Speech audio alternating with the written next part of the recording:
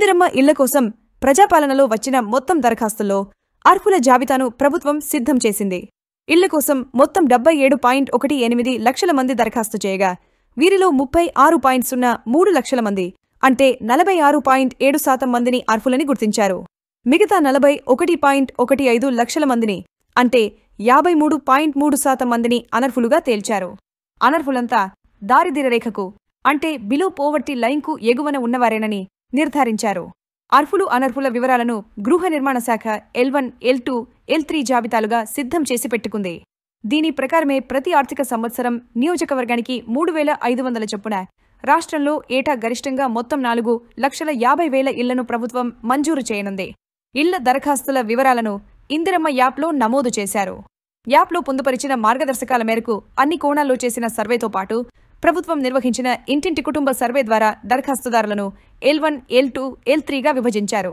L1లో 23 లక్షలు, L2లో 21.4 లక్షలు, L3లో 32.7 లక్షల దరఖాస్తుదారులు ఉన్నట్లు తేల్చారు. L1 జాబితాలో సొంత స్థలాలు ఉండి ఇల్లు లేని వారిని చేర్చారు. సొంత స్థలంలో పూరిళ్లు, మట్టిమిద్దెలు, రేకుల ఇల్లు ఉన్నవారిని కూడా ఇందులో చేర్చారు.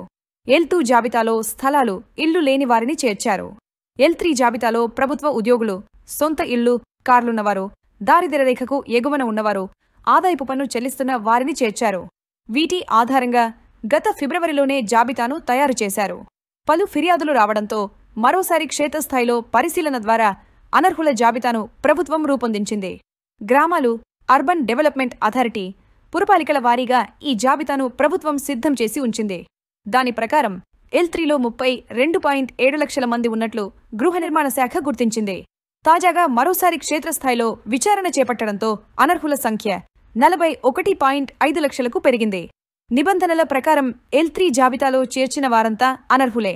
L1 జాబితాలో 18.67 లక్షల మంది, L2 జాబితాలో 17.36 లక్షల మంది అర్హులుగా తేలారు.